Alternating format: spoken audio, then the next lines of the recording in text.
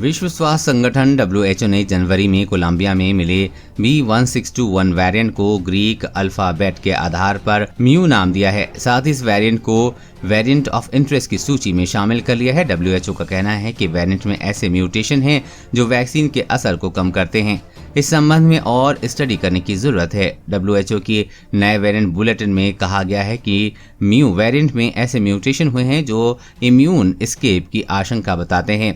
Immune escape का मतलब ये है कि वेरिएंट आपके शरीर में वायरस के खिलाफ बनी एंटीबॉडी को चकमा दे सकता है। इसके अलावा एक और वेरिएंट C12 दक्षिण अफ्रीका में मिला है। इसे फिलहाल WHO ने ग्रीक नाम नहीं दिया है, पर यह भी इम्यूनिटी को चकमा देने की क्षमता रखता है। अब तक भारत में अल्फा और डेल्टा वेरिएंट ही हावी रहे हैं। दूसरी लहर के लिए तो डेल्टा वेरिएंट को ही जिम्मेदार ठहराया गया है।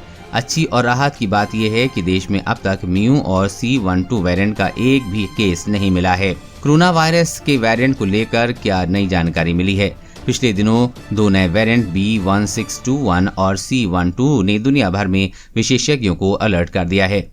इसमें से एक B1621 जनवरी से सबसे पहले कोलंबिया में मिला था। इसे WHO ग्रीक अल्फाबेट से म्यू नाम देकर वेरिएंट ऑफ इंटरेस्ट की सूची में शामिल किया गया है। दूसरे वेरिएंट C12 दक्षिण अफ्रीका में मिला।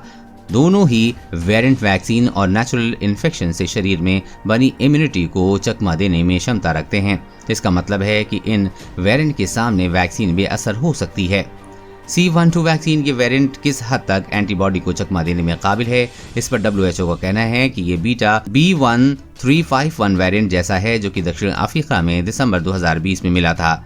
इसे WHO ने वेरिएंट ऑफ कंसर्न VOC में शामिल किया था। दक्षिण अफ्रीका के national institute of communicable disease के रिसर्च का कहना है कि C12 में कुछ म्यूटेशन बीटा और डेल्टा वेरिएंट जैसे ही हैं, उनके साथ साथ कई और म्यूटेशन भी हुए हैं। म्यू वेरिएंट ये वेरिएंट सबसे पहले जनवरी में कोलंबिया में मिला था, पर उसके बाद ये दक्षिण अमेरिका और यूरोप के कुछ देशों में मिला है।